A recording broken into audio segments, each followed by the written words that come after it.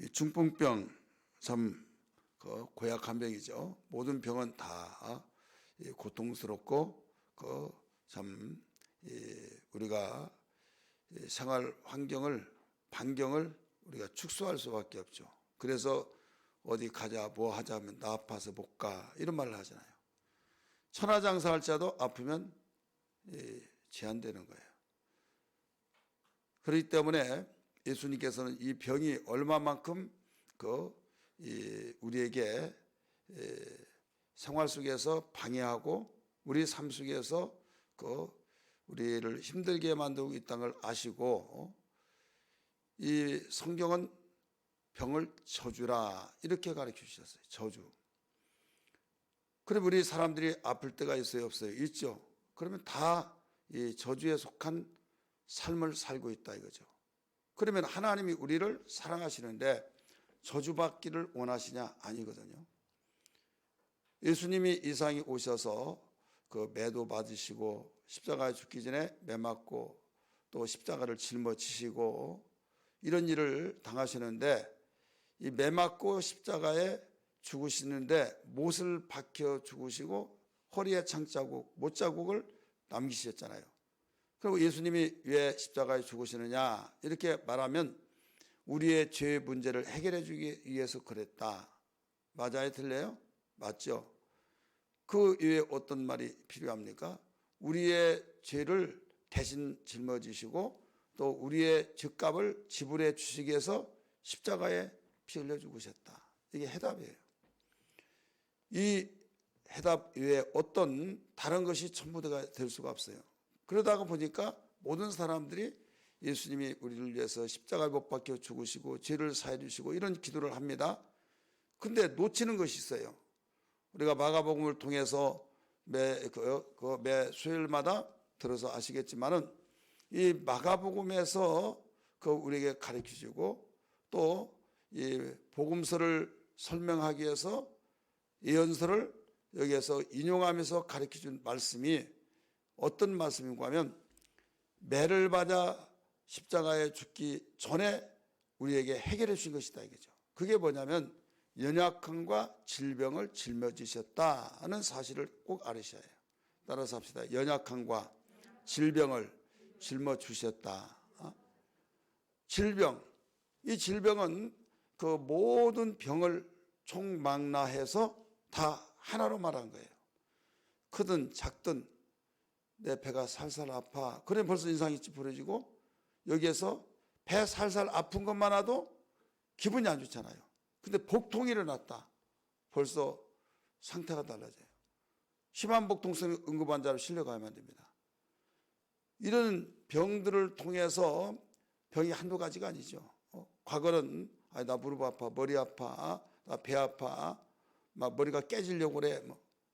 병 이름 모르니까. 근데 병 이름을 누가 만들어 놨다고 그랬어요? 의사. 의학이 발달될수록 병원에 가면 무슨 병입니다, 무슨 병입니다. 그러면 무슨 병이 돼요? 뇌경색이 돼. 무슨 병이 돼요? 관절염이 돼요. 골수염이 돼요. 막. 그래서 그때부터 무슨 병이야? 골수염이야. 뇌경색이야. 이런 저런 말을 하잖아요. 그래서 병 이름은 누가 지어줬다? 의사가 지어줬다. 근데 우리는 의사가 아닐 적에는 의학이 발달되기 전에는 그냥 상식이 없을 때 내가 아픈 곳을 향해서 배 아프다. 그럼 배 아픈 것이 한두 가지예요. 이유가 배 아파서 병원에 갔더니 이염입니다. 이경련입니다. 위암입니다. 또 무슨 병입니다. 무슨 병입니다. 막 수없이 거기에 연줄 달려서 나는 배만 아파서 배 간편하게 생각하는데 시한부인생이 되어지는 경우도 없지 않아 있더라 이거죠. 그러니까 이 병 이름이 얼마나 많은지 몰라요. 근데 어떤 병이라 할지라도 이 모든 병을 예수님이 연약함과 질병을 짊어지셨다. 근데 이때 시간적인 측면에서는 예수님이 채찍으로 맞고 십자가를 짊어지고 지금 얼마나 매로 많이 맞았든지 우리는 그냥 회초리로 맞은 그게 상상이 아마 안 돼요. 이 모르픽이라고는 맨데 이 막대기 잡을 때 있고 그 다음에 5갈래 가죽으로 딱 만들어져서 그 맨 끝에다가 납덩어리가 달려 있어요. 그 납덩어리가 그냥 동그란 그 납이 아니라 날카로운 그 납덩어리예요. 그래서 한 대 때리면 몇 대가 맞아요? 5대가 맞는 거예요. 그걸 잡아 당기면 그 납덩어리에 의해서 감깁니다. 감기면서 잡아 당기면 살을 베면서 이제 찢어지면서 그 납덩이가 풀려져요. 그러면 또 때리는 거예요. 그러면 또 감겨져 가지고 잡아 당기면 그 감겨진 것이 그 잡아 당기면서 살이 찢어지면서 또 풀려나온 거예요. 그것을 수없이 때린 거예요. 그래서 예수님이 살이 찢어지고 피가 철철 나온 거예요. 그러면 그렇게 십자가를 지다가 어떤 사람 십자가 무게가 어느 정도냐, 너무 무거워서 못 짊어졌다. 아니에요. 짊어졌어요 처음에는. 근데 짊어지고 가는데 거기서 또 때리고 잡아 당겨서 피가 터져 나오고, 그래서 피가 워낙 많이 나오니까 쓰러져 버린 거예요. 그래서 더 이상 십자가를 짊어지지 못했을 때 구레네 시몬이 그걸 짊어졌잖아요. 본인이 내가 지겠습니다 그거 아니에요. 그런 예루살렘에 가다가 그런 광경이 있어요. 너 이리 와봐, 너 짊어져 해가지고 억지로 짊어진 거예요. 구레네 시몬이라고 하는 사람은 어떤 사람이냐면 오늘날 그 이집트도 아프리카예요. 아프리카 중에서 북아프리카. 그래서 이집트 밑에 리비아가 있어요. 리비아 그 지역의 사람이에요. 리비아를 거쳐서 리비아에서 출발해서 이집트를 거쳐서 예루살렘으로 올라가는 길에 거기에 딱 맞아떨어진 것이 예수님이 십자가를 짊어지면서 매로 맞은 것을 그걸 목격한 거예요. 그럴 때 사람들이 많이 구경을 했을 거 아니에요. 그런데 거기에 매를 때리고 이런 사람들이 더 이상 쓰러져서 못 짊어지니까 너 이리 와봐. 많은 사람 중에서 너 이리 와봐. 그러면 네가 짊어져. 누가 짊어지고 싶겠어요. 그런데 그 험상 얼굴에 할 수 없이 예, 알았어요 하고 이제 짊어진 거예요. 자, 이 구레네 시몬은 재수가 좋은 거예요, 안 좋은 거예요? 예? 왜 대답을 못해요? 재수가 좋냐고요? 김성은 장로님, 재수가 좋아요, 안 좋아요? 자, 재수가 좋냐 안 좋냐 그러면 재수가 더럽게 없어. 오늘 잘못 만났어. 내가 그 한 1분만 비껴갔더라도 안 만났을 텐데 이렇게 생각할 수 있어요. 그런데요, 이 구레네 시몬은 성경에 기록됐잖아요. 바울 사도가요, 정말 그렇게 비박이 되었던 사람이 왜 하나님이 그 많고 많은 사람 바울 사도를 부활하신 주님이 나타나셔서 부르셨을까요? 이것은 마가복음을 보면 알게 돼요. 또 서신서에 보면 구레네 시몬의 그 부모하고 그 부모의 영향을 받아가지고 바울이 구원받게 된다. 물론 하나님이 부활하신 예수로 다메섹에서 나타나셔서 했지만은 그 관련이 있다는 것을 가르쳐 줬어요. 그래서 그의 어머니가 내 어머니다 이런 말을 하게 되잖아요. 그렇기 때문에 이렇게 피를 흘려서 이제 더 이상 십자가를 짊어지지 못했을 때 그 구레네 시몬을 데리고 가서 십자가를 짊어지고 가게 하고 이제 골고다 언덕에 정상으로 가서 십자가를 눕혀놓고 거기다가 예수를 이제 묶어놓고 그 다음에 세워요. 그런데 이 머리에는 무엇을 세워요? 가시관을 세우고. 그래서 그렇게 해놓고 양쪽 물론 이 가에 강도가 또 있는데 같이 세웁니다. 한가운데 예수님 있고 허리에 창자국으로 꽉 찌릅니다. 또 발하고 그 손에다가 대못을 갖다 땅땅 때립니다. 그래서 피를 흘려주셨어요. 그러면 그것으로 인하여서 우리를 위해서 십자가에 못 박혀 죽으셔서 피 흘린 것으로 천국 가는 데는 아무 이상이 없어요. 왜? 피 흘리셨기 때문에. 근데 왜 채찍으로 맞았고 십자가 죽기 전에 십자가를 짊어지고 가시느냐? 그것을 알아야 된다 이거죠. 이것이 마태복음 8장 16절에 기록하고 있는 거예요. 17절까지 우리 한번 성경 볼까요? 마태복음 8장 16절 17절 성경 다 찾습니다. 마태복음 8장 16절 17절. 먼저 찾으신 분들이 읽습니다. 시작.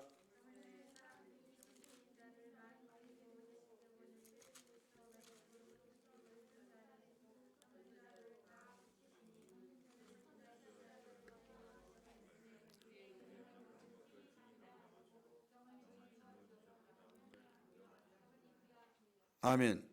17절에 특별히 이는 선지자 이사야를 통하여 하신 말씀을 응하기 위해서 그랬는데 우리의 연약한 것을 친히 담당하시고 병을 짊어지셨도 다 함을 이루려 하심이니라. 왜 십자가를 짊어지고 채찍에 맞았어요? 우리의 병을 다 십자가에 다 짊어진 거예요. 근데 이 성경은 예수님이 오시기 전에 800년 전에 이사야 선지자가 예언을 했어요. 거기는 찾지 않습니다. 여러분이 잘 아는 말씀이에요. 여기도 잘 아는 말씀이지만 이사야 53장 5절에 보면 그가 거기 정관사가 보여요. 그가 그러면서 그가 채찍에 맞음으로 나음을 얻었고 입었도다 이렇게 나와요. 그가 채찍에 맞음으로 나음을 입었도다. 완료형입니다. 채찍에 맞음으로 나음을 입었도다. 그래 믿음에는 예수님이 나를 위해서 채찍으로 맞았고 십자가를 짊어진 것은 내 병을 위해서 해결해 주기 위해서 맞으셨다. 이걸 믿어야 된다 이거죠.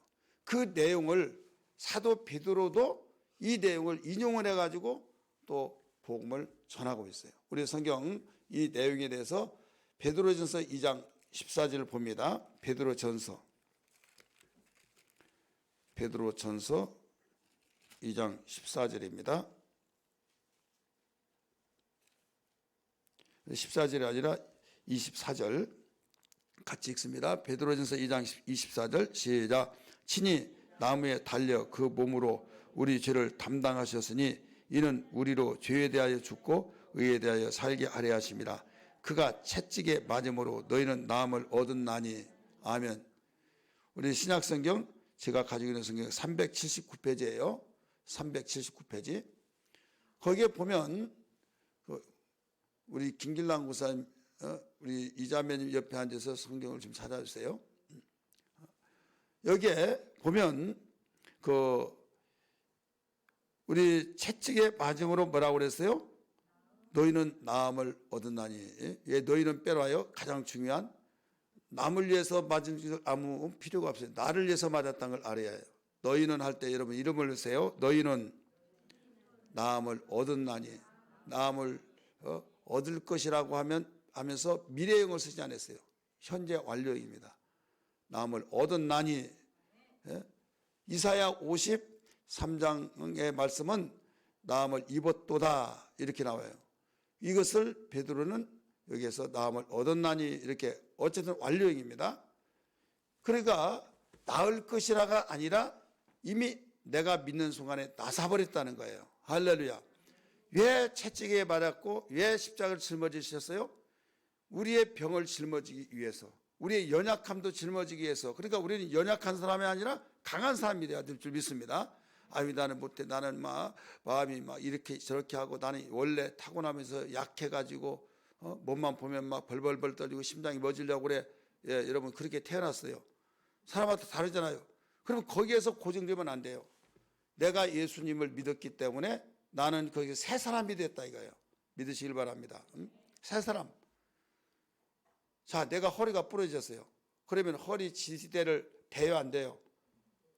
되죠. 그래가지고 내가 꼼짝도 못했는데 허리 지지대 되는 그 뭐라고 그래요? 보조 그걸 차고 다니고 그보다 더 강한 걸 차고 다니면 걸어 다녀야 한다나요? 안 해봐서 몰라요? 걸어 다니잖아요. 뛰어다니고 하지는 못하지만은 꼼짝도 못하고 침상에 두는 사람이 걸어 다닌다 이거예요. 그럼 뭐 때문에 걸어 다녀요? 보조대 때문에, 지지대 때문에 걸어 다닌 거예요. 그러면 내가 지금 심장이 벌렁벌렁했다. 그럼 주님이 나에게 연약함과 질병을 짊어지기 때문에 누구의 보조대를 냈어요? 예수님의 강한 약속의 말씀으로서 연약함이 반대로 뭐가 돼요? 강해지는 거예요. 강해져요. 병이 나서 버렸어요. 그래서 이 말씀이 나를 지배해요. 근데 항상 어떻게 생각하면 나는 원래 태어난 선천적인 거야. 나는 원래 그래 원래. 그게 딱 자리 잡고 뿌리를 내려버리니까 말씀이 들어갈 틈이 없는 거예요.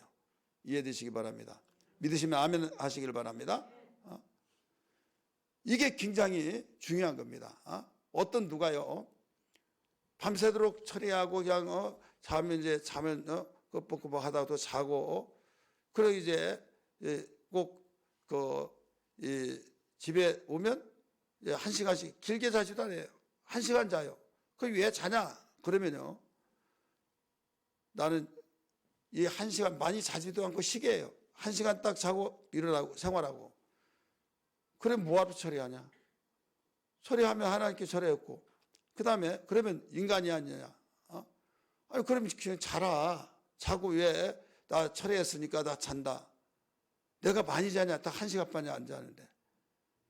많이 자든 조금 자든 그냥 그대로 진행시키고 나가야 된다. 그랬더니 난 체질이 원래 아가씨 때부터 그렇게 생활했기 때문에 난 체질이 그렇게 했다는 거예요.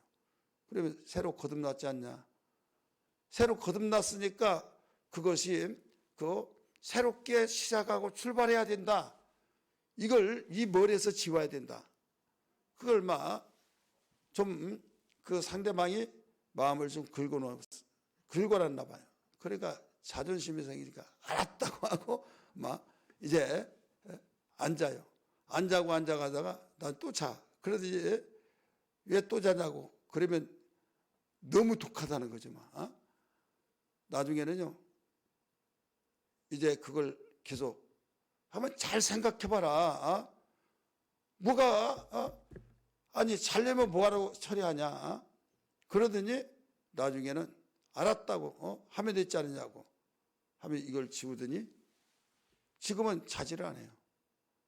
자, 그게 여기서 빠져나가고 그 세포에서 완전히 자리 잡고 집에 명령했던 것이 사라지니까 해방돼 버렸다 이거죠. 아멘 하든지 못하면 별 수 없죠. 하나님은 인격적인 존재로 만들었기 때문에 그래 나는 선천적으로 이렇다라고 하는 것을 가지면 죽을 때까지 못하는 거예요. 죽을 때까지. 그래 똑같은 사람이다라고 생각하고 그리고 우리가 예수님 거듭나기 전에는 예수 이름으로 거듭나기 전에는 새 사람 되기 전에는 그렇다 치더라도 새로운 피조물이잖아요. 새로 만들어졌잖아요.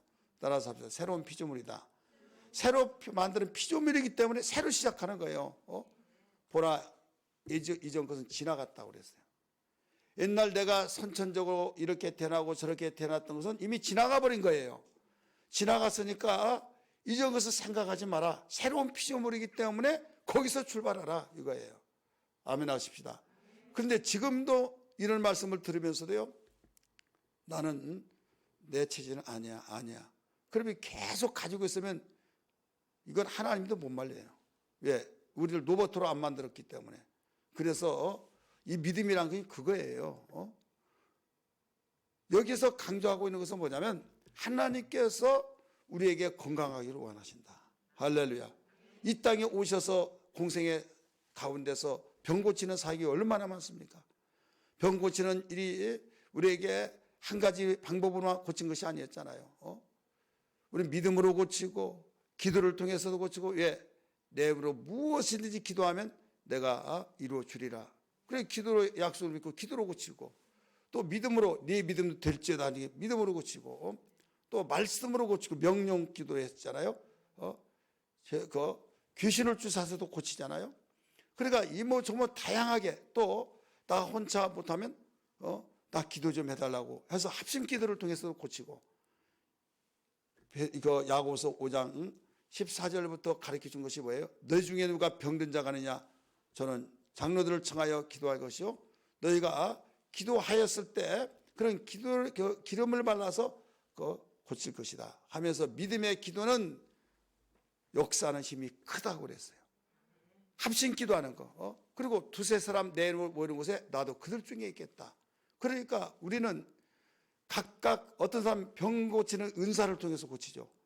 나는 은사가 아니라 나는 못 고쳐. 그러면 기도를 통해서 고치고, 나는 기도를 통해서 고쳐야 하는데 기도는 하기 싫어. 그러면 병원에서 고치려고 하는데 병원을 가기 싫어. 그러면 못 고치는 거죠. 그러니까 병원을 자주 들락거리는 것은 고침을 받으려고 들락거리잖아요. 그래야 안 그래요?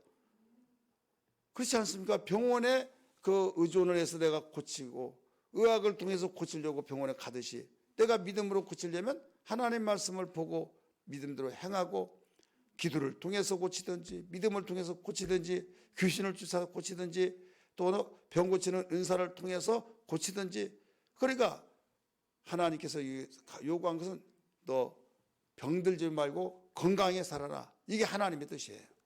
한번 따라합시다. 건강하게 살아라.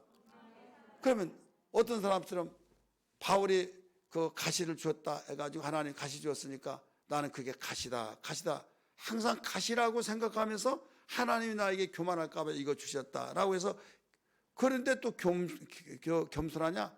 겸손하지도 않아요. 신경질 나니까 막 소리 버럭버럭 지르고 막 아프니까 여러분 신경질 나잖아요. 그래 겸손하면 끝까지 나 죽었어 하고 겸손해야죠. 그러니까 이건 앞뒤가 안 맞는 거예요. 사람이요, 환경이라는 것이 얼마나 중요하죠. 환경을 다스리고 지배한 것이 믿음이죠. 환경이 이래서 환경에서, 그러면 믿음이 아니에요. 예수님 믿지 않은 사람도 좋은 환경 그러면 당신 최고야 하면서 막 좋은 환경 때문에 최고라고 치켜 세우고 또 서로의 평생 이렇게 같이 살고 죽을 때도 같이 죽읍시다. 그리고 조금 어려면 뭐 몸자 붙이고 뭐 연자 붙이고 막 너 갈라쓰자 이랬자 저랬자 하고 막, 이게 믿음이냐 이거죠. 이건 세상 사람도 그렇다 이거죠. 우리는 전천후의 믿음의 삶이 되어야 될 줄 믿습니다. 한번 따라합시다. 전천후의 믿음의 삶. 전천후의 믿음의, 비가 오나 눈이 오나 또 빙판이 되나 또 어떤 상황 속에 그 환경을 우리는 떠나서 오직 우리는 하나님이 이렇게 말씀하셨으니까. 오늘 새벽에 말씀 들으셨죠? 오늘 새벽에 뭡니까? 환경에 의해서 우리는 따라가는 것이 아니다. 믿음을 통해서 우리가 이 언약을, 그래서 아브라함과 이삭과 야곱의 하나님으로 내가 그들에게 말했지만은, 나타냈지만은 여호와로는 말하지 않았다. 여호와로 내가 너에게는 모세에게 말하겠다 이거죠. 그럼 여호와에게 말했다고 해서 뭐가 그 뒤에 나와요? 언약. 이제 언약에 대해서 말하겠다. 그러니까 지금 모세가 바로에게 가서 내 백성을 내놔라 하나님께서 말씀하셨다 하니까 여호와가 뭐 누구냐 하면서 나는 보내지 않겠다. 나는 여호와를 모르니까 안 보내겠다 해가지고 더 탈아버렸잖아요. 그 뒤에 또 이제 가라고 하잖아요. 장로들을 만나가지고 당신이 이렇게 함으로써 우리가 화를 더 미쳤으니 우리가 여차여차해서 하면서 이 말을 잘 참고하라. 이제 더 이상 우리를 괴롭게 왕에게 나타나지 마라 이 말이에요. 그러나 하나님 말씀을 드려야죠. 백성의 말을 듣자 보면 하나님 말씀을 불순종하고 하나님 말씀을 듣자 보면 또 백성들이 탄압이 더 강해지고 어떻게 하겠어요? 양쪽에 똑같이 좋으면 얼마나 좋아요.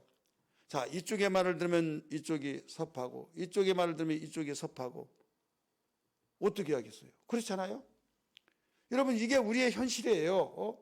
하나님 사랑하면 이쪽에서는 너 미쳤니 사랑하니 뭐 하면서 별의별 다, 너만 조용하면 우리 가정 문제될 것도 없다.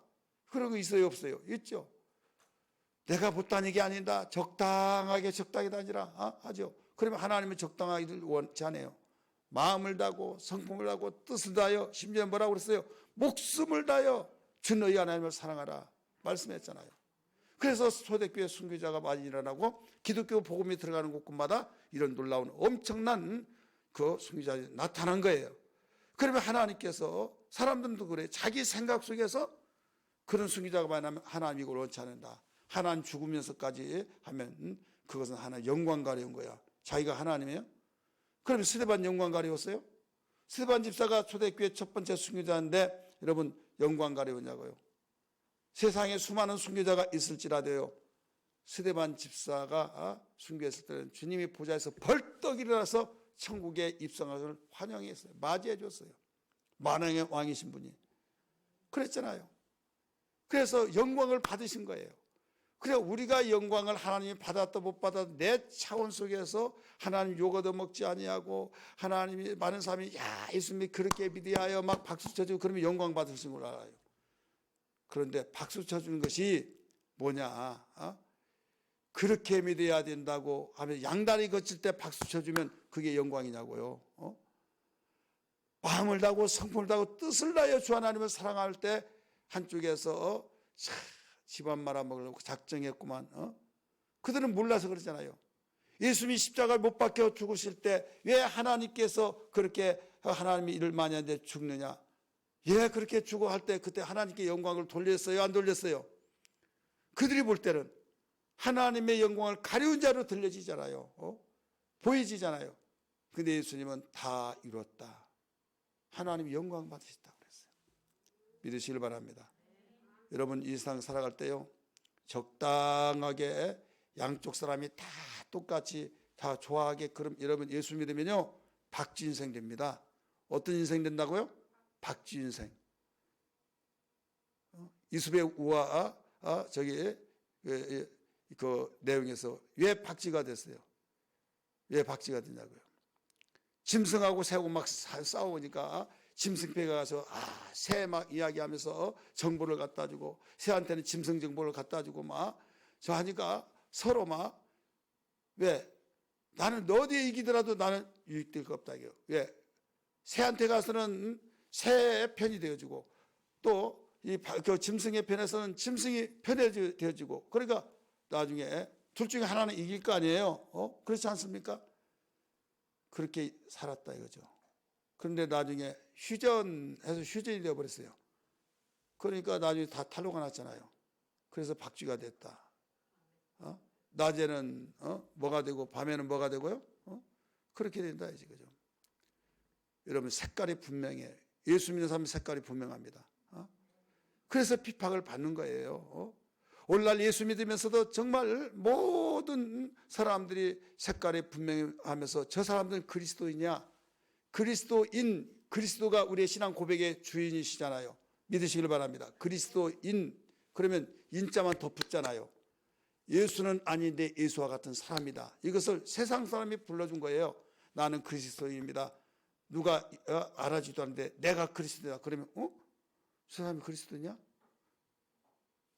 그러면서 실망하는 사람이 있다 이거죠. 우리가 이름 붙이신 거 아니에요. 저 사람들은 분명히 그리스도는 아닌데 그리스도와 같은 사람이다. 그래서 그리스도인이라고 최초의 안디교회 교인들에게 붙여준 이름이에요. 그러니까 사람들이 보는 거죠. 색깔이 나타나니까. 색깔이 한 밤에 하얀 옷을 우리 이영재님 같이 하얀 옷을 입으면 더 선명하게 딱 띄죠.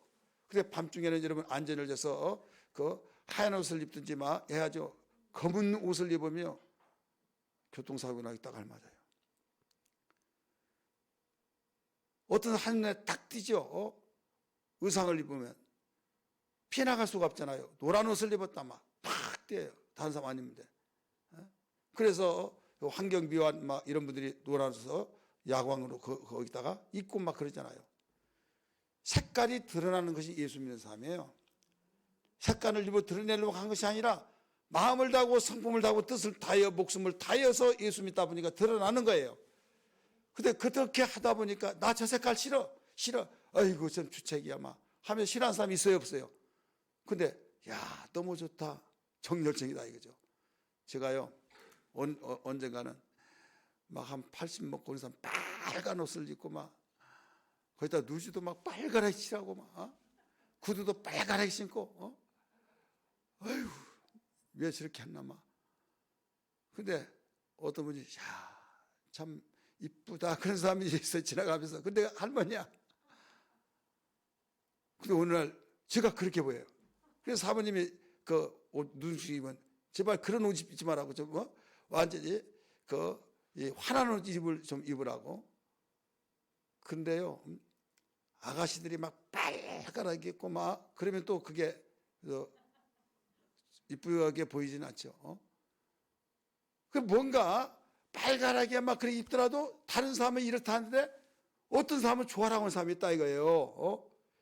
우리를 그렇게 예수 믿으면서 마음과 성품과 뜻을 다하여 주 하나님을 사랑할 때 탁 튀는 것을 어이구 하면서 별의별 소리를 다 하면서 느낀 대로 적당히 믿는 사람이 최고 좋아라고 하고, 이렇게 믿어야 된다고, 하나님 영광 가리면 나도 교회 다니면 이렇게 안 된다고, 그럼에도 불구하고 하나님은 영광을 받으시고, 예수 믿고 제대로 믿는 사람들은 참 도전받았다, 나 정말 감동받았다, 나는 부끄럽다, 이렇게 말해요. 그래서 예수님이 말씀하시기를 누가복음 보면 모든 사람에게 칭찬을 받으면 화가 있으리로다.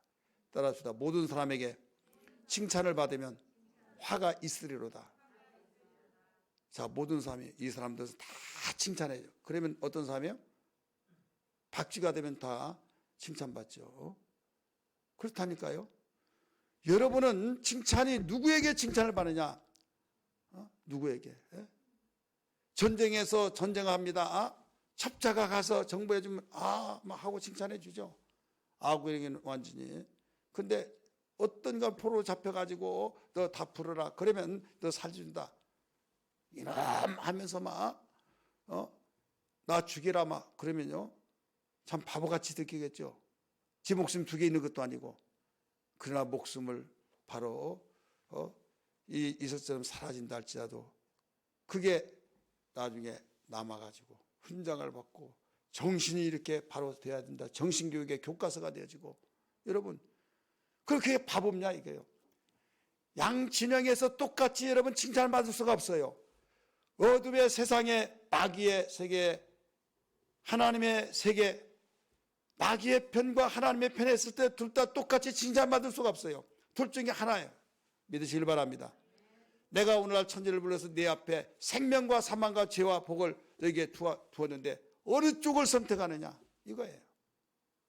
이것이 모든 교회들이 이 운동이 일어나는데 적당하게 하는 교회들도 없지 않아 있더라 이거예요. 거기에 물들지 마시고, 그래 너희 세대를 본받지 말고 로마서 12장 2절 하나님의 선하시고 기뻐하시고 온전한 뜻이 무엇인지 분별하도록 하라. 본받지 말라 이거죠. 여러분 제가 이런 말을 많이 해요. 겨 있잖아요. 쌀 다 빼내고 겨가 15톤짜리 그리고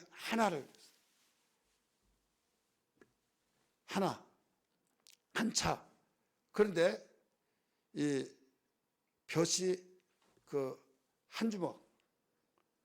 근데 그걸 살려고 하는 사람은 뭐냐면 파종하기 위해서. 그러면 한 차를 사요? 아니면 한 주먹의 벼씨를 사요? 예? 한 주먹. 진짜요? 어떤 사람은 한 차 산대요. 그래서 왜 한 차 사냐고 했더니 그거 팔면 한가만에서 사니까 돈으로. 제가 그랬어요. 그러면 나도 그런다고. 근데 어디서도 살 수가 없다고. 그러면 생각이 질문 하나만 하지요. 그분은 굉장히 생각이 깊잖아요. 그거 팔아가지고 벼 사면 되잖아요. 굉장히 앞서가잖아요. 근데 돈 주고 살 수가 없어요. 그렇다면 그 한 주먹, 한 주먹 아니라 몇 톨만 가지고 그걸 원한다 이거죠. 생명은 하나밖에 없어요. 어디 살 수가 없어요. 예수는 생명 한 분밖에 없다는 걸 믿기 바랍니다. 신앙이 이거예요. 많이 사람들이 왕계와 같은 것을 그걸 택한다고 해서 택하면 안 된다 이거예요. 왕계를 15톤이 아니라 100톤을 산다 할지라도 여러분 내가 거기에 심어서 수확을 거두기 위해서는 한 주먹도 안 되지만 몇 톨 안 된다 할지라도 그걸 택하는 것이 지혜예요. 왜? 한 톨이 나와서 가지 쳐서 새끼 쳐서 한 대박이 되고 그 다음에 또 그걸 계속 심으면 그래서 전 국토에 다 파종할 수 있다는 사실을 알아야 될 수 믿기 바랍니다. 할렐루야. 예수 그리스도의 생명의 주가 되시고 한 분이신 그 생명이 지금 전파해서 전 세계 여러분 복음화가 되어서 모든 사람들이 경배하기를 원하신 하나님의 뜻이라는 걸 믿기 바랍니다. 천국에 대해서 실감하고 맛을 보고 분양하고 확산되기를 하나님이 원하셔서 예수를 통해서 지상 명령을 통해서 알아야 될 줄 믿기 바랍니다. 오늘 병고침도 마찬가지예요. 의학이 아무리 발달됐더라도 다 고친 것이 아니라 의학은 한계가 있다. 그러나 하나님은 전능하신 말씀으로 능하지 못함이 없기 때문에 고침받고 살아라, 이거예요. 오늘 우리는 여기에서 예수님이 여러분 잘 알고 수없이 읽고 듣고 했던 내용, 중풍병자를 고치신 예수잖아요. 중풍병자를 고친 예수. 자, 예수는 무엇을 보시고 고치셨습니까? 그들의 믿음을 보시고, 5절에 그렇게 나오잖아요. 따라서 그들의 믿음을 보시고. 자, 어떤 믿음이에요? 주여 나는 믿습니다, 믿습니다. 그게 아니에요. 예수님이 채찍으로 맞았다, 내 병과 약을 짊어지셨다, 그래서 내가 건강 얻는 것은 하나님께서 원하신 것이고, 지난 시간에도 말씀했잖아요. 주여 원하시면 내가 깨끗함을 받을 수 있나이다. 주님이 원하시, 그러니까 내가 원하노니 깨끗함을 받으라, 주님의 뜻이라고 그랬잖아요. 오늘 말씀을 듣고 보니까 채찍으로 맞음으로, 또 연약함을 짊어지심으로, 병을 짊어지심으로 다 나섰다고 그랬잖아요. 나음을 얻었나니, 그러니까 우리는 건강하는 것이 뭐다고요? 주님의 뜻이다. 따라서 합시다. 주님의 뜻이다. 그래서 주님의 뜻이라는 것을 아시고 항상 여러분 영혼 몸을 건강하기 위해서 주님 오실 때까지 보존하기를 주님이 사도 바울을 통해서도 말씀하신 것을 믿어야 될 줄 믿기 바랍니다. 그러니까 그런 믿음. 근데 오늘 본문의 사건의 믿음은 두 가지를 발견할 수 있어요. 어떤 믿음이냐? 사랑의 역사. 한번 따라서 사랑의 역사. 이 사랑의 역사와 그 다음에 연합의 역사예요. 이 믿음이 사랑의 역사와 연합의 역사.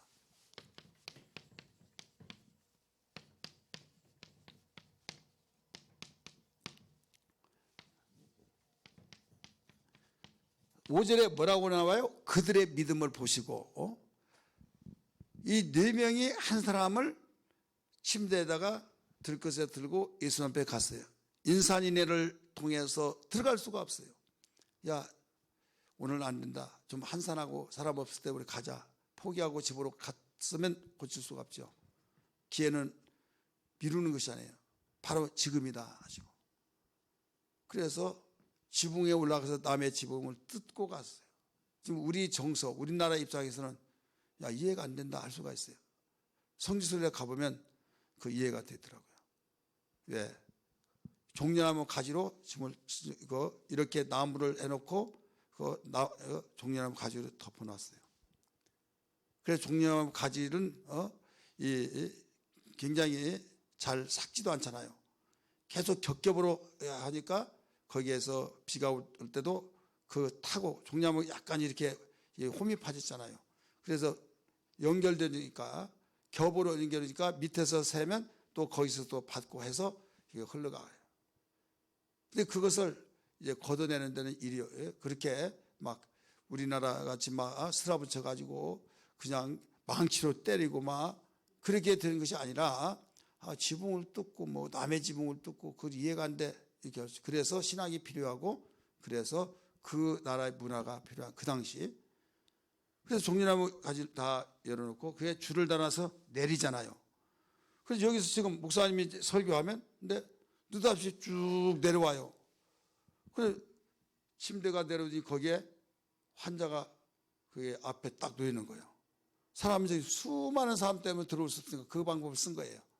예수님이 그걸 보시고 그들의 믿음을 보시고, 이거예요. 5절이 한번 따라 합시다. 그들의 믿음을 보시고.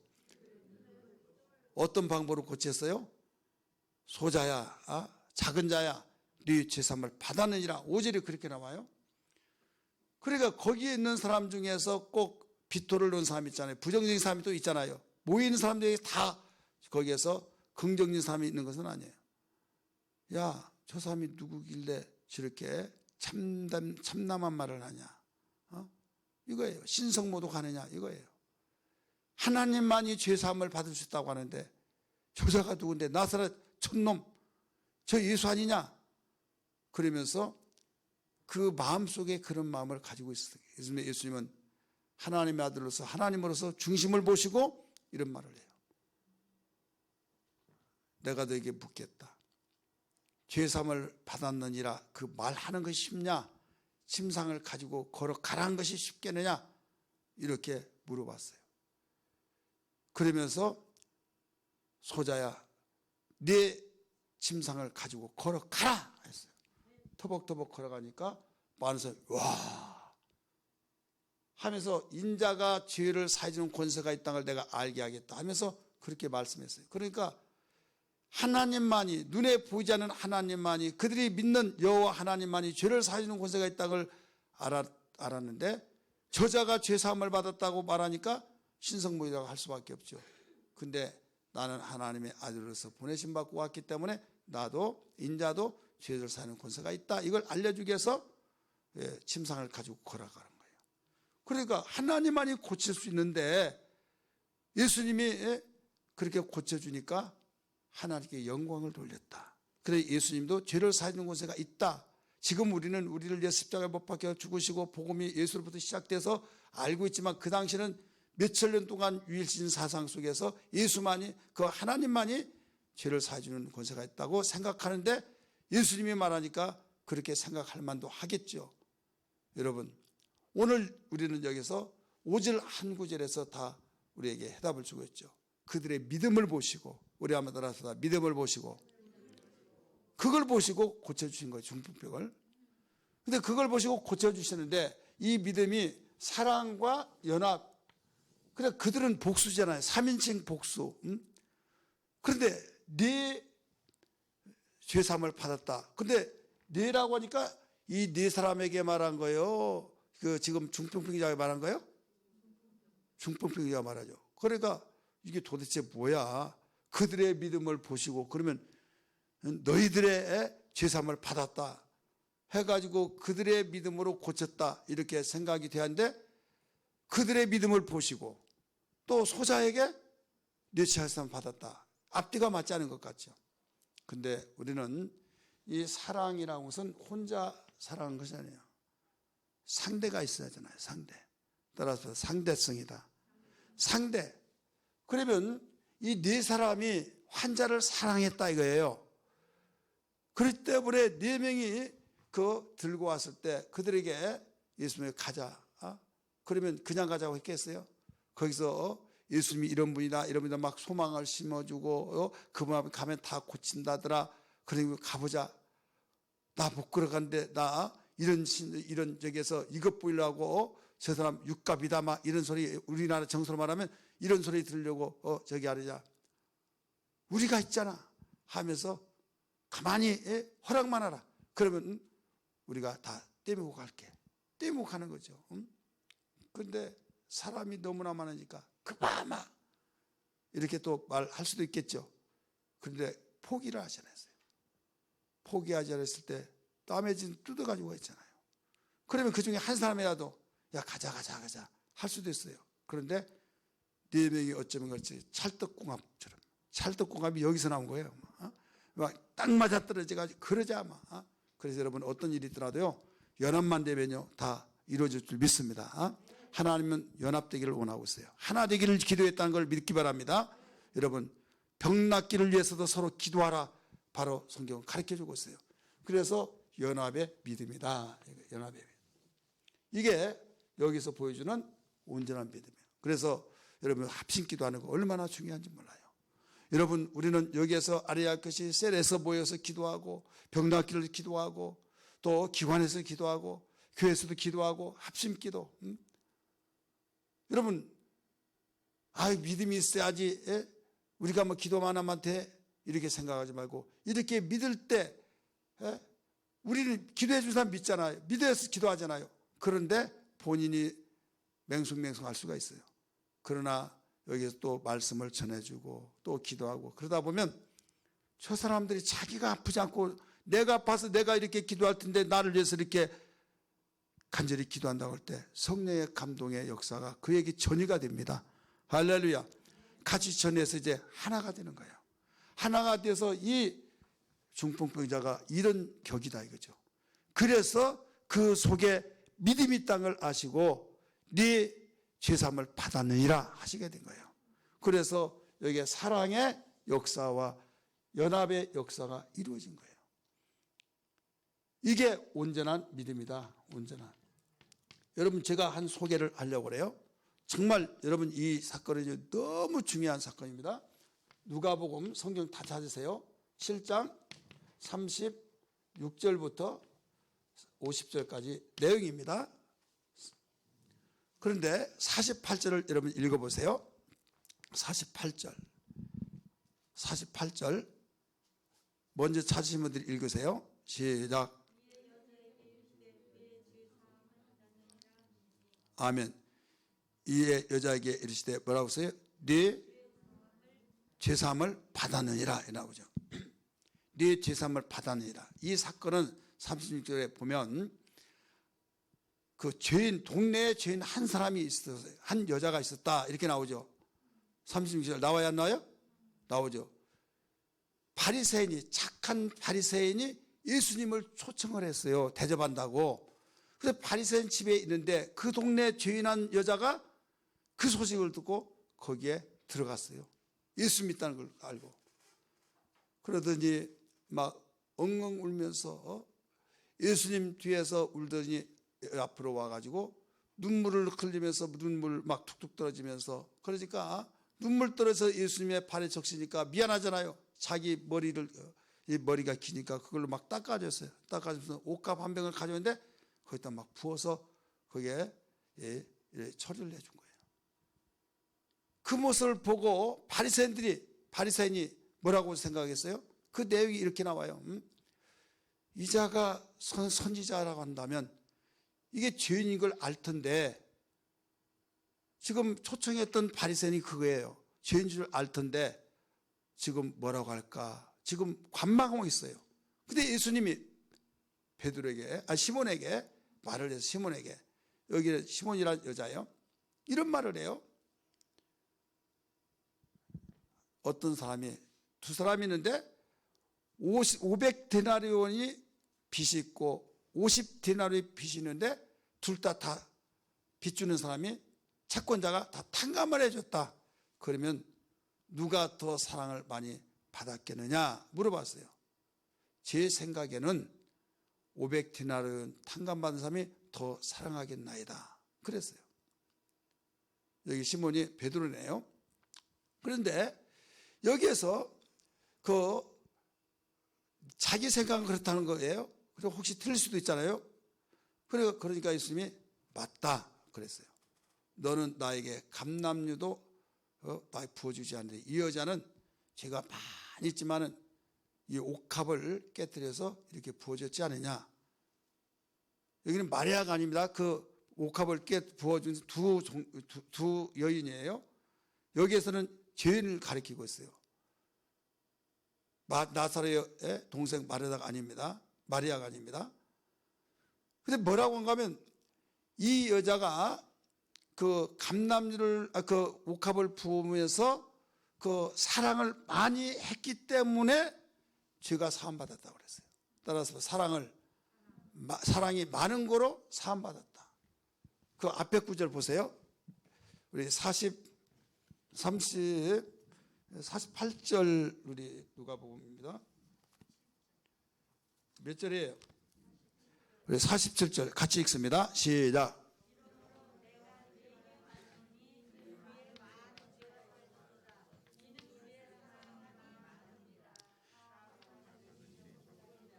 예,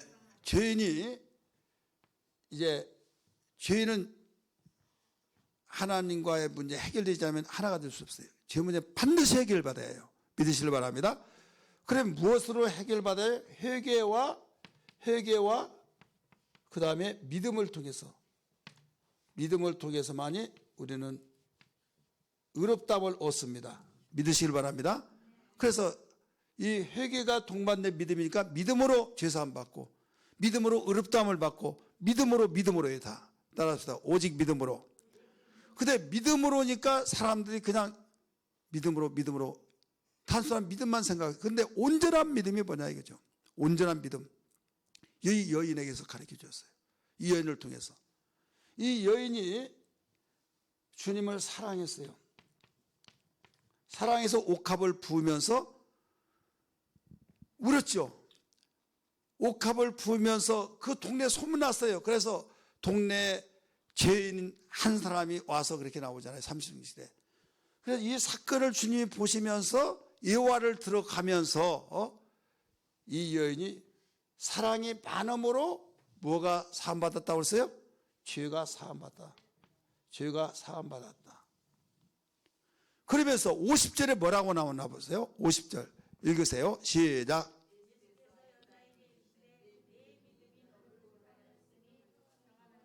네 믿음이 너를 구원하였으니 평안히 가라. 뭐가 나와요? 믿음이 나와요. 우리 한번 따라 믿음. 믿음이 나오잖아요. 그래 우리는 믿음으로 구원받고 믿음으로 우리가 의롭다함을 얻고 믿음으로 하나님이 기쁘시고 믿음으로 오직 믿음을 강조하는데 믿음이 뭐냐? 이걸 여러분 너무 강조를 우리가 자세하게 일러주지 않기 때문에 자기 믿음은 있는데 하나님 볼 때는 믿음이 아니야. 야고보 선생은 그나마 가르쳐줬어요. 야고보서 2장 22절은 온전한 믿음에 가르쳐줬어요. 온전한 믿음. 야고보서 2장 22절 다 알지만은 한번 찾아봅니다. 야고보서 2장 22절.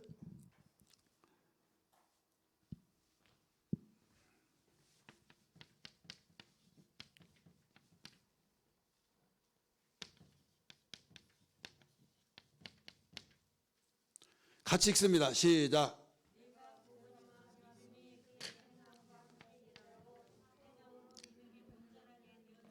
아멘. 믿음은 뭐예요? 주여 믿습니다. 이게 믿음이에요. 믿은 것이. 그러다 보니까 내가 믿으면 아멘. 나 믿음 있어. 나 믿어. 하나님도 아실 거야. 나 양심에 손을 두고 내가 하늘을 두고 맹세하면 나 믿어. 그러면서 믿고 문 열고 나가서 옛날 행동 똑같이 하고 그러면 이게 믿음이냐? 자기는 믿지만은 믿음은 하나님 말씀을 마가복음 11장 22절 보면 하나님을 믿으라 이런 말이 나와요. 따라서 하나님을 믿으라. 하나님을 믿으라 이 말은 하나님이 가지신 믿음을 소유하라 이 말이에요. 따라서 하나님의 믿음을 소유하라. 그러니까 여러분 믿음도 그 사랑과 같이 상대성입니다. 나 혼자 믿는 것이 아니에요. 나 혼자 믿는 것이 아니다니까요. 부부가 서로 믿는다. 그러면 남편은 아내는 믿음을 서로 이야기를 나눴을 때 믿어주는 거죠. 이 신뢰가 깨지면요 부부는 금이 나갑니다. 오래가 못 가요. 신뢰가 가장 중요하죠. 그럼 우리는 지금 누구를 믿는다고 그래요? 하나님을 믿죠. 그러면 하나님이 가진 믿음을 내가 믿는다는 거지 내가 나를 믿는다 이건 우리 믿음이 아니에요. 내 자신이 믿어지니까 믿는다 이건 신념이지 하나님이 원하신 믿음이 아니에요. 그러니까 하나님이 가지신 믿음을 가지는데 하나님의 믿음이 뭐냐 이거죠. 하나님의 믿음. 하나님이 가지신 믿음은 하나님의 말씀 속에 나타난 거예요. 하나님의 말씀은 어떻게 나타나냐? 여러분 말을 했을 때 어떻게 그 말하면 속에는 그냥 말해요? 횡설수설하고 막 말이 입이 터졌다고 막 말해요? 아니잖아요. 따라서 합시다. 생각을 두고 말한다. 생각이 있으니까 말하잖아요. 생각. 그 다음에 내가 생각이 있고 그 다음에 내가 의지가 있으니까 내가 책임질 말을 해야 하잖아요. 따라서 합시다. 책임질 말을 해야 된다. 우리 만납시다. 그럼 만날 생각이 있으니까 만나자고. 그럼 언제 만날까요? 우리 토요일 날 1시에 만납시다. 그러면 자기 의지가 그 시간에 내가 지키겠다는 거죠. 그래서 이제 의지. 그 다음에 내가 만나려고 하는 뜻이 있을 거 아니에요. 그래서 만나서 이런 이야기를 하고 내가 이런 약속을 해서 내가 이분과의 같이 이런 일을 해보겠다라고 한다면 그게 뜻이 담겨 있어요. 뜻. 그래서 이 말이라고 하는 것은요 생각과 의지와 뜻이 담겨 있는 것이 말이에요. 여러분 그냥 말하는 사람이 하나도 없어요. 만약에 뜻과 생각과 의지가 없이 말한다 그것은요 횡설수설한 거예요. 누구하고 대화하고 누구하고 무슨 말을 하든 다 이 세 가지가 다 들어가요. 근데 이 세 가지를 가지고 말을 하는데 지키지 않았다. 그러면 그서부터 사람과 사람 사이에 지키지 않았다. 그러면 신뢰가 무너진 거예요. 생각은 있고 또 뜻도 있어 말을 했어요. 지키지 않았어요. 그러면 이래서 못 지켰다고 미안하다고 그러면 그럴 수도 있다 하는데 번번이 그렇게 해요. 반복해 계속. 그러면 야, 그 사람 말 듣지 마. 콩으로 매주를 쓴다도 이건 믿을 수가 없어. 이렇게 생각하잖아요. 그러니까 반드시 이 세 가지가 하나가 되어진 것을 바로 말 속에 들어가 있거든요. 그러면 하나님이 우리에게 말씀하셨잖아요. 하나님 우리에게 말씀을 하셨기 때문에 하나님도 당신의 생각이 있고 당신의 뜻이 있고 당신의 의지가 있다 이거죠. 그래서 이 말씀을 우리에게 하신 거예요. 나와 여러분에게 하신 거예요. 그러면 우리가 그 말씀을 믿는 거예요. 믿으실 만합니다. 근데 내가 가지고 있는 뜻과 의지와 생각과 하나님이 가지고 있는 뜻과 의지와 생각하고 맞으면 좋은데 맞지 않을 때가 있겠어요, 없겠어요? 부부가 서로 생각과 마음과 뜻이 맞으면 여러분 얼마나 좋겠어요? 싸울 것도 없고 우리는 궁합이 잘 맞아, 우리는 정말 천생연분이야 막 하고 이런 문제될 거 없잖아요. 그런데 말과 생각과 그 마음과 생각과 의지가 완전히 이렇게 틀리더라 이래. 그랬을 때 내가 결혼을 잘못했나 보다 해가지고 막 이때 복잡해져요. 근데 사람에게는 이때 서로 도와가면서 살라. 부부가 이제 그래서 여기서 정리를 해줬지만은 우리는 여기에서 이런 이 관계, 믿음이란 관계는 이거예요.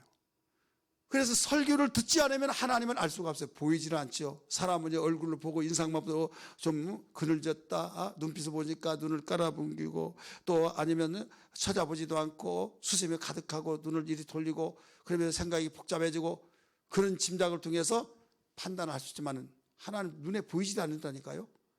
보이지 않다 보니까 하나님이 내 생각하세요. 하나님이 이렇게 생각하셨을 거야 막 하면서 말한대요. 여러분 착각하지 마시고요. 하나님은요, 당신의 말씀을 통해서 당신의 뜻을 가르쳐주고 당신의 뜻을 우리에게 일러줄 때 말씀을, 그러니까 오직 여러분 하나님이 가지신 믿음을 소유하기를 원하시면 아멘 하십시다. 그러려면 설교를 잘 들어야 된다 이거죠. 설교를 듣지 못하면 절대로 하나님의 믿음을 알 수가 없는 거예요. 어떤 기도 아니라고 하나님의 말씀이 뭡니까? 따라 이사가라 따라 동쪽으로 가, 동쪽에서 1km 가서 네 집이 마련했을 것이다. 그런 식으로 여러분 신앙생활하면 미신이요. 하나님 그런 분이 아니에요. 하나님이 우리에게 의지를 주셨어요. 우리에게 인격적인 존재로. 거기에 그렇게 빠진 사람들이 여러분 의외로 많습니다. 대방동에 수없이 많고 철호동에 많고요. 대한수련회 가면요, 제가 40일 동안 거기에서 금식했는데요, 그런 사람들 모여가지고 막 그런 사람들끼리 기도원 기도원을 부정한 것이 아니라 저도 기도원 좋아합니다. 근데 자기 교회를 교적을 두지 않고 그런 데 돌아다니면요, 이게 병이에요, 병. 이것보다 더 무서운 병이 없어요. 그래서 우리가 성경을 읽고 또 기도하고, 기도도 뭐냐면 기도는 하나님과 대화잖아요. 그래서 우리는 이런 내용들을 확실히 알고 정말 설교를 듣지 않는다 믿음이 생길 수가 없어요.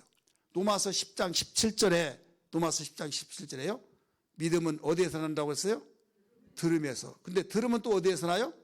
내가 들었을 거 아니에요. 어디에서 들었어요? 뉴스에서 들었어. 그걸 믿어. 그러면 하나님과의 그 믿음은 관계없어요. 믿음은 그리스도 예수의 말씀으로 말미암으니라. 로마서 10장 17절. 그러니까 교회에서 다른 말 들으려고 생각하면 안 된다 이거죠. 뉴스 말 들으려고 하면 안 된다. 시사 들으려고 하지 말고. 시사는 어디에서 들어요? 여러분이 얼마든지 교양서적 통해서 유튜브를 통해서 듣든 인터넷 통해서 듣든 책을 읽어서 듣든 얼마든지 여러분 들을 수 있어요. 그런데 문제는 교회 안에서도 설교가 시사적이고 윤리와 도덕적이고 그것이 필요 없다는 거 아니에요. 하나님 말씀을 이해하기 위해서 말할 수는 있지만은 그게 만해져 버리면 완전히 목적에서 듣는 사람은 어긋나 버려요. 간증을 왜 합니까? 그 내용을 알아들으라고 간증하는데 간증하는 목적을 잃어버리고 간증만 남는다 이거예요. 간증만. 누가 이랬더래 누가 저랬더래 하면서. 그런데 설교는 뭐야? 나도 몰라. 나는 하나도 모르고 그 간증 그거 있잖아. 그 사람 정말 그랬을까 저랬을까 하고. 그래서 간증을 여러분 많이 해서도 안 되고 오직 하나님의 뜻이 무엇인가를 전달해 주는 간증하는 사람은 하고 저도 간증을 종종 합니다만은 간증하다 보면 시간이 홀로 가버리고 막 이 내용을 제가 간증하면서 하다 보면요 지금도 이 성경을 찾아가면서 성경 이야기 하더라도요 이렇게 시간이 많이 갔는데 만약에 여기다 간증 몇 가지 들어보세요. 밤새 그렇잖아요. 하나님의 말씀은 이 어디에서 전달되느냐? 동창의 몸에서 들을 수가 없어요. 개 몸에서 들을 수도 없어요. 정치판에서 들을 수가 없어요. 교회를 통해서만 들을 수 있다는 걸 믿기 바랍니다. 셀 예배를 통해서 들을 수 있고 바로 우리는 교회라고 하는 중심 속에서 바로 하나님의 말씀을 듣는 거예요. 그런데 내 생각과 하나님과 틀릴 때 누가 접어야 해요? 누가 접어야만 안 됩니까? 나를 접고 하나님 말씀을 듣는 거, 이게 믿음이에요. 나는 성격이 그런지라 나는 절대 이렇게는 나는 믿지 않아요. 내 믿는 방법이 있어. 이런 식으로 믿으면요 여러분 주님 오실 때까지 주님께서 이 믿음을 인정할 수가 없어요. 왜? 하나님 것을 가지기 위해서 나를 포기하는데 내 생각하고 하나님 생각 맞으면 좋다니까요. 문제에 대해서 쉬워요. 믿는 것은. 나하고 똑같네. 이 이웃 생활에서도 여러분 같이 이웃 사촌이 되는 것도 대화를 해보니까 통해. 생각도 같고 뜻도 같고 모든 것이 통해. 그러면요 이사를 가고 여기 가서 막 하더라도 계속 통화를 하고 지속이 돼야 안 돼요? 되죠. 그런데 뜻이 안 맞으면요 옆에 살더라도 인사증도 고객증도 끝나는 거예요. 눈에 보이는 사람들도 그러하거늘 눈에 보이지 않는 하나님과의 뜻이 같지 않다? 어떻게 믿음 생활해요? 교회 나오면 신자 같고 밖에 나오면 불신자가 똑같은 줄. 이왕에 우리가 예수 믿을 바에는 하나님의 원하시는 그렇게 원하시는 믿음을 갖고 우리가 믿음 생활을 해야지 않겠느냐 이게. 하나님의 믿음을 소유하라 이 말씀이에요.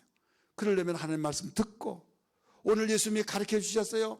여기에서 죄의 문제가 하나님과의 모든 담을 쌓고 살기 때문에 지금 믿음이라고 말씀하시면서 소자에 대해 죄사함을 받았느니라 해가지고 고침받았는데 그것이 그들이 마음속에 저가 하나님의 아들에게 왜 죄를 사주냐 이렇게 말할까봐 침상을 가지고 걸어가라 해서 걸어갔지만은 근본적인 죄 문제를 해결해서 바로 이 병이 고쳤다는 사실을 알아야 될 줄 믿기 바랍니다.